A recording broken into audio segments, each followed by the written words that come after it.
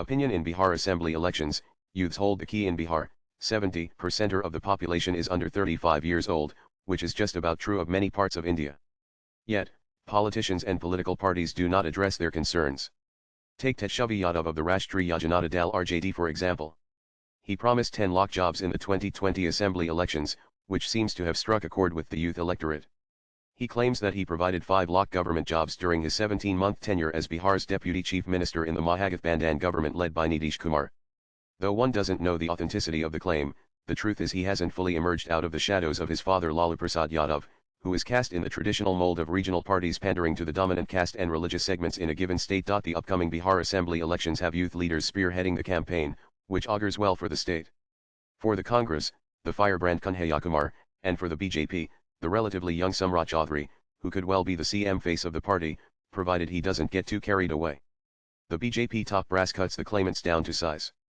Prashant Kishore, the election strategist turned politician, will also be testing the electoral waters in the upcoming assembly elections, as he has decided to field candidates on all 243 seats. He cannot be taken lightly. He isn't exactly an upstart. He can cut into the votes of all the parties. On October 2 last year, he floated his own political outfit, the Jan Suraj Party, after the completion of his nearly 2 years of Padayatra foot march that took him to all the nooks and crannies of Bihar, where he connected with the people.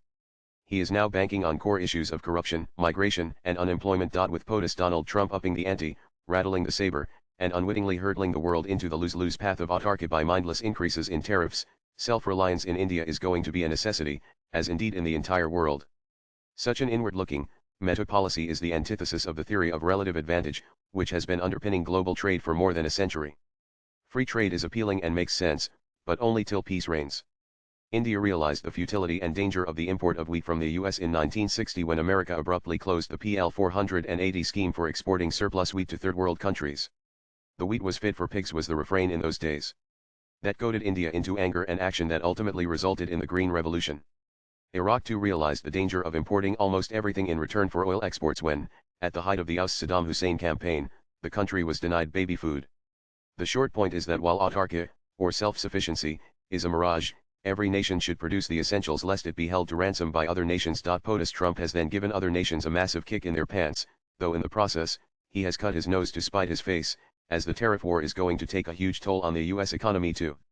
This seeming digression into Trump is only to underscore the point that manufacturing is the most enduring employment creator, and this truism must not be lost on the entire nation.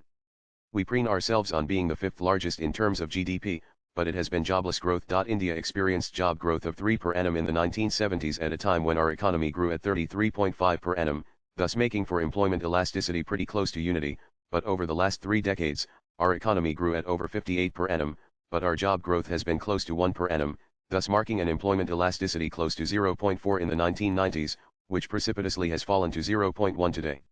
This, in simple terms, is what jobless growth is all about: employment growth not matching the GDP growth, a conundrum which rightly baffles even some economists. Every nation, at some point or the other, has been hit by the seeming paradox of jobless growth, which briefly means technology obsolescence resulting in growth all right but denuding the employees of continuity. Bihar is pilloried for casteism and migration. But the truth is, casteism marks the politics of other states as well. If Biharis move to other parts of the country, we cannot be oblivious to the problem of brain drain.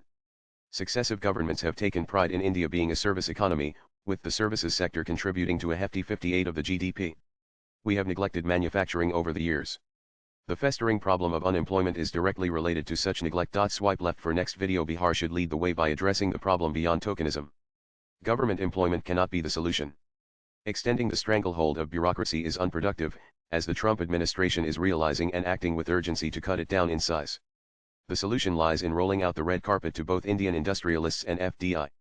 The importance of manufacturing employment cannot be lost on the youth leaders of Bihar, cutting across parties. The writer is a senior columnist. He tweets Murlidharan.